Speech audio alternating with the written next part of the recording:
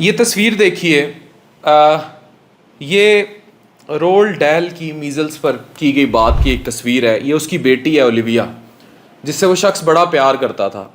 ये वाक़या बड़ा कॉमन है और वो कहता है कि हाथों ही हाथों में मेरी बेटी जो है मेरे से बातें करती रही और मैंने कहा और are you feeling all right, और उसको पूछा और उसने कहा मुझे ऑल स्लीपी फील कर रही हूँ, नींद आ रही हूँ। और उसके बाद उसको मीज़ल्स इनकेफेलाइटिस हुआ और ये डेडली मीज़ल्स था और लेटेंट पड़ा हुआ था और अल्टीमेटली वो जान से चली गई। इस तरह की बहुत सारी केस रिपोर्ट्स मेडिकल की मौजूद हैं, इंटरनेट पे आप सर्च कर सकते हैं। पहली बात, मुझ पे बड़ा प्रेशर था, मुझे लोग कहते रहे कि अमार के वाक़ये पर आप बात करें। बच्चों को जब भी पॉलिटिकली इस तरह कौमी सतह पर उछाला जाएगा तो कोई भी पढ़ा लिखा क्या बात करेगा। लेकिन मैं उसकी बीमारी पर आता हूँ और मुझे अफसोस के साथ कि मैंने मुल्क के बड़े पीड्स न्यूरोलॉजिस्ट को बुलाने की कोशिश की और मैं चाहता था वो इस टॉपिक पर बात करें, लेकिन शायद माशरा इस रविश पर है कि हमें इन बातों पर भी सोचना पड़ता है। खैर, याद रखें जो अमार बच्चा है, ये वीडियो शदीद नॉन पॉलिटिकल, नॉन बायस्ड समझ के कंसिडर की जाए। इसमें कोई ज़ाती मफाद नहीं है। जो ऊपर टैग लाइन लिखी हुई है वही है कि अमार को हकीकी तौर पर बीमारी क्या थी। इसके जो सोशल और पॉलिटिकल पर्सपेक्टिव्स हैं उन पर मैं एंड में बात करूँगा। ओलिविया आपने देख ली, अमार को यही बीमारी थी। क्या था? इसे बीमारी थी सब एक्यूट सेक्लिरोजिंग पैन इंसेफेलाइटिस।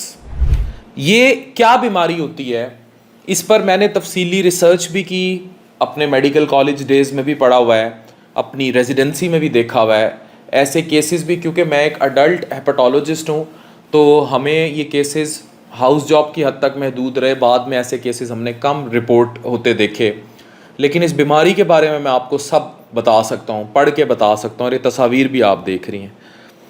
इसमें होता ये है कि एक रेयर, बहुत ही नायाब न्यूरो डीजनरेटिव डिसऑर्डर है, जिसमें ब्रेन का आप डिसऑर्डर समझ लें आम ज़बान में। ये डिफेक्टिव मीज़ल्स, जो खसरा जिसे आप कहते हैं, उसकी बीमारी अगर लेटेंसी में चली जाए तो वो किसी भी वक्त प्रेजेंट करके ऐसी अलामात ला सकती है।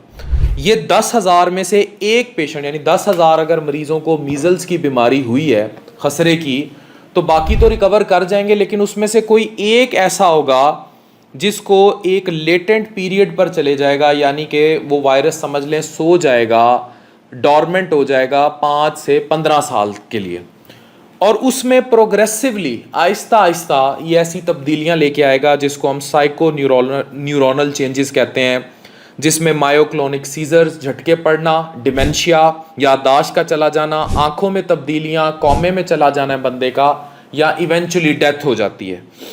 इसमें आंखों में भी चेंजेस होती हैं, जिसमें नेक्रोटाइजिंग, या आप देख सकते हैं मैक्यूलर रेटिनाइटिस, रेटिना सूज जाता है, ऑप्टिक न्यूराइटिस, उसकी नर्व्स में सोजिश आ जाती है, ब्लाइंडनेस कॉर्टिकल शुरू हो जाती है, हेमियानोपिया, या आंखों के बाहर के मसल्स जो हैं उनके चेंजेस शुरू हो जाती हैं।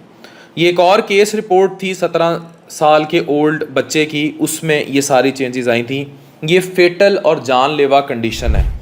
अब ये आप नुस्खा देखिए, इसमें एक तो चाइल्ड स्पेशलिस्ट का नुस्खा है जो इसको एवेलुएट कर रहा है और not valid for court of law, और ये सर्कुलेट कर रहा है पूरे नेट पे, इसलिए मैं शेयर कर रहा हूँ, वरना एथिकली हमें किसी का भी नुस्खा नहीं शेयर करना चाहिए। और ये CMH लाहौर के एक डॉक्टर साहब हैं, इंतहाई काबिल डॉक्टर हैं, उनका नुस्खा है। उसके बाद इस बच्चे को एवेलुएट किया जाता है, एक और नुस्खा है, और वो राइट उस डॉक्टर साहब का है जो इस बच्चे को सही देखा जाना चाहिए, जिस बंदे को, यानी कि एक तो बच्चों के डॉक्टर होते हैं ना, जो यूजुअली जो स्पेशलिस्ट होते हैं पाकिस्तान में, वो FCPS पीड्स के लोग होते हैं, या इससे रेलिवेंट जो स्पेशलिटीज़ आ गई हुई हैं, MD MS या वट एवर, या बाहर से किसी ने किया हो, तो वो पीड्स के। फिर आगे एक फील्ड आती है पीड्स न्यूरोलॉजी। ये बड़ी नई और रेयर फील्ड है, इसमें लोग भी कम है पाकिस्तान में। मेरी जान पहचान के बहुत सारे लोग हैं और मैंने सच्ची बताऊँ, मैंने उनसे रब्ता भी किया। I wanted to make them sit right here with me, ताकि वो इस टॉपिक पर बात ज़्यादा करते, मैं उनसे क्रॉस क्वेश्चनिंग भी करता, लेकिन फिर मुझे खुद ही सारा पढ़ना पड़ा। उन्होंने मुझे फ़ोनों पे बहुत कुछ इस बीमारी के बारे में बता दिया, लेकिन जाहिर है टॉपिक की सेंसिटिविटी पर वो सामने उस तरह नहीं आए। खैर, ये जो डॉक्टर साहब हैं, ये कंसल्टेंट हैं चाइल्ड न्यूरो फिजिशियन। अब न्यूरो की जो बीमारी होती है, इट इज़ नॉट समथिंग जिसको आप साइकेट्रिस्ट या साइकेट्री कहते हैं, यानी कि माहिर नफ्सियात। ये न्यूरो फिजिशियन है, यानी कि पैथोलॉजिकल जो डिजीज़ हैं आपके दिमाग को लेकर, आपके न्यूरॉन्स को लेकर, ये उनको डील करने वाले लोग होते हैं। और इसमें बच्चों की बीमारियों का एक और फ़र्क चीज़ होती है, जैसे एक अडल्ट हेपेटोलॉजिस्ट होता है, फिर पीड्स का होता है, इसी तरह ये पीड्स के न्यूरोलॉजिस्ट हैं।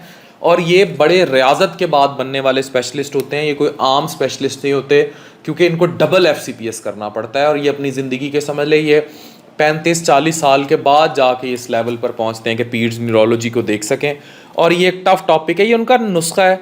उसने इस बच्चे के बारे में सारी बातें की हुई हैं, और वो ये सस्पेक्ट कर रहा था कि इसको ये सारी बीमारी है, जिसमें उसने सीजर्स और ये सारा जिक्र भी किया हुआ है।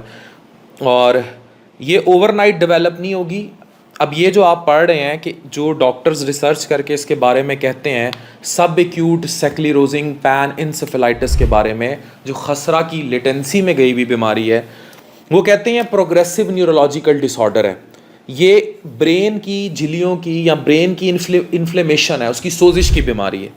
ये ओवरनाइट डेवलप नहीं होगी, रातों रात डेवलप नहीं होगी। आप पढ़ें, लिखा आ रहा है no relation to any psychological trauma. ये क्योंकि इसको बड़ा पॉलिटिकली ड्रैग किया जा रहा है, इसलिए ये बात यहाँ हो जानी चाहिए थी। पढ़ लें, आज पढ़ लें, नेट पे पढ़ लें, लेकिन मेडिकल रिलेटेड मवाद पढ़ें। इसका, इस बीमारी के वर्स होने का किसी साइकोलॉजिकल ट्रॉमा से लेना देना नहीं है। आगे मैं उसकी जो बात आप सुनना चाह रहे हैं मेरे से, वो मैं करूँगा एंड में, लेकिन हमें फैक्ट्स पता होने चाहिए मेडिकली, उनका क्लियर हो जाना बड़ा ज़रूरी है। इसका किसी साइकोलॉजिकल ट्रॉमा से ज़रूरी नहीं है लेना देना, इसका कोई इलाज भी नहीं है। और जब ये बच्चा डायग्नोज हुआ था अमार, तो ये स्टेज 3 to 4 में था जब उसकी ये बीमारी तशखीस की गई थी। अपने बच्चों को फिर वही हम बार बार कहते हैं कि MMR वैक्सीन है, मम्स मीज़ल रुबेला, जो पाकिस्तान में वैक्सीनेशन क्यों नहीं कराएगी, केयरलेस बिहेवियर्स, अपने बच्चों की अगर वैक्सीन नहीं कराई आज जाके कराएं। ऐसी केस रिपोर्ट्स हैं जिन बच्चों को, जो मैंने कहा है 1 in 10,000 गो वर्स, तो जिनकी वैक्सीनेशन हुई होती है तो वो फिर उस 1 in 10,000 में नहीं जाते। ठीक है, तो ये सारी चीज़ें हैं जो आपको मेडिकली पता होनी चाहिए। अब आते हैं हम इसके दूसरे पर्सपेक्टिव पे कि भाई मैं इतने दिन खामोश क्यों रहा, मैं पॉलिटिकली क्यों नहीं बोला, या मैं चीज़ों पे क्यों नहीं बोला। मुझे आज आप बतौर मुआशरा एक बात कह दें, ये हमारी नस्ल है, और ये बच्चे की इतनी पिक्चर्स, इतनी वीडियोस नेट पे उसको हाईलाइट किया जाता रहा। क्या हमें अपने बच्चों और अपनी नस्लों को रोशन पाकिस्तान दिखाना है, डिजिटल पाकिस्तान दिखाना है, तरक्की दिखानी है, स्टेबल इकॉनमी दिखानी है, स्टेबल मुल्क की तरफ लेके जाना है, या हमें उनको अपने इंतशार में इस्तेमाल करना है? अब मैंने इस्तेमाल किए जाने की टर्म इसलिए यूज़ की क्योंकि मैंने आपको पहले मेडिकल हकाइक बता दिए। ठीक है, मैं ही वो शख्स हूँ जिस पे बहुत ज़्यादा ये लेबल लगता रहा कि मैं प्रो PTI और चीज़ें रहा हूँ। शायद उसकी अब पॉलिटिकल बाइसिंग क्या है मैं उस पर कमेंट ना करना चाहूँ, लेकिन ये बात तो फैक्ट है कि हमने बतौर एक पढ़े लिखे शख्स के हकीकत को तो सामने रखना है। हकीकत यह है कि बच्चे को ये बीमारी थी, उसके मैं सबूत भी आपको दिखा चुका हूँ, उस बीमारी के बारे में भी आपको बता चुका हूँ। अब now coming to the other perspective, उसका वालिद किसी भी इंतशारी कैफियत की वजह से ही वॉज नॉट विद हिम, वो उस बच्चे के साथ नहीं था। वो कैफियत क्या है वो आप सबको पता है।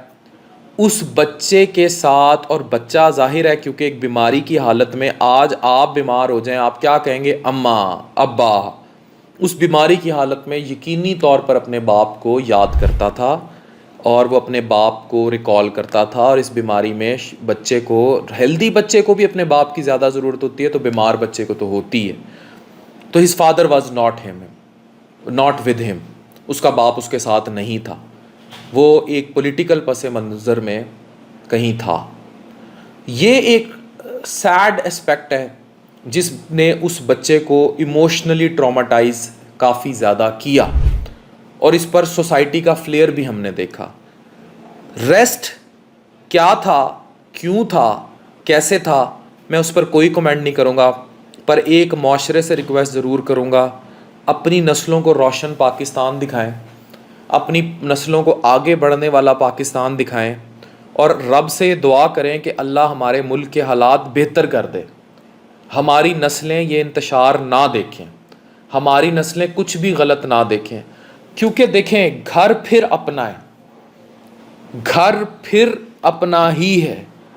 If you people will do it politically one way और दी अदर, और आप खुदा ना खास्ता कोई ऐसी बाउंड्रीज क्रॉस कर जाएंगे जहां हमारी हमियत और सालमियत पर सवाल उठ जाएगा, तो याद रखें कि एक मगरमच्छ है जो हमें खाने के दर पे है और वह आपका पड़ोसी मुल्क है। आप नहीं टॉलरेट कर सकते। योर डिवास्टेटिंग इकोनॉमी, आपका तबाह हुआ डिज़ास्टर, आपकी डॉलर और पेट्रोल की इन्फ्लेशन की एक बहुत बड़ी वजह यह है कि हम जज्बाती कौम ज़्यादा हैं और हम यहाँ से कम सोच रहे हैं। मैं आज आपको डंके की चोट पर कहता हूँ, अगर आप अपने बच्चों को इस तरह पॉलिटिकली हाईलाइट करते रहे तो वो वक्त दूर नहीं जब हमें बहुत कुछ सोचना पड़ेगा। Being a Pakistani, what ever political circumstances is going in this country, मैं बरमला ये बात कहता हूँ कि हमें मुल्की सालमियत और मुल्की सालमियत के लिए कायम किए गए इदारों के साथ खड़े होना है। हमें हालात को न्यूट्रलाइज करना है और हमने हर हालत में अपने मुल्क को आगे लेकर जाना है। आपको ये बात समझना होगी, अगर आप दिल से पॉलिटिकली बाइस्ड हैं तब भी, नहीं है तब भी, पाकिस्तान सबसे पहले। पाकिस्तान किसी भी चीज़, किसी भी ज़ात, आपकी अपनी ज़ात, आपकी एफिलिएशन से भी पहले है। हमें बहरहाल पाकिस्तान जिंदाबाद का ही नारा लेकर चलना है और हमें पाकिस्तान की सालमियत और उससे जुड़े इदारे, उससे जुड़े लोग जिंदाबाद के नारे के साथ लेकर आगे जाने हैं। ये मुल्क है तो इस मुल्क के सियासतदान हैं, ये मुल्क है तो इसमें सियासत ज़िंदा है, ये मुल्क है तो इसकी नस्लें रोशन पाकिस्तान देखेंगी, ये मुल्क है तो हम सब हैं। मैंने अपनी ज़िंदगी में शायद किसी टॉपिक पर कोई भी वीडियो करने से पहले इस कदर सोचा हो। मेरी हल्फन ये बात कहता हूँ कि इस वीडियो के बारे में कही गई एक एक बात सच है। बच्चे को ये बीमारी एग्जिस्ट करती थी, इसका साइकोलॉजिकल ट्रॉमा से कोई लेना देना नहीं था। हाँ, उसका बाप, सियासी हालात निकाल दें, कोई भी शख्स ऐसी बीमारी से लड़ रहा हो, 50 साल की उम्र में भी लड़ रहा हो, उसे अपना माँ या बाप पास चाहिए होता है। ये इमोशनल पर्सपेक्टिव मौजूद था, है और रहेगा। रेस्ट, पाकिस्तान जिंदाबाद, पाकिस्तान की सालमियत जिंदाबाद, इससे जुड़े हुए इदारे जिंदाबाद, इससे जुड़े हुए लोग जिंदाबाद, आप जिंदाबाद। अल्लाह पाक अमार को जवार रहमत में जगह अता फरमाए। डॉक्टर अफान कैसर, साइनिंग ऑफ।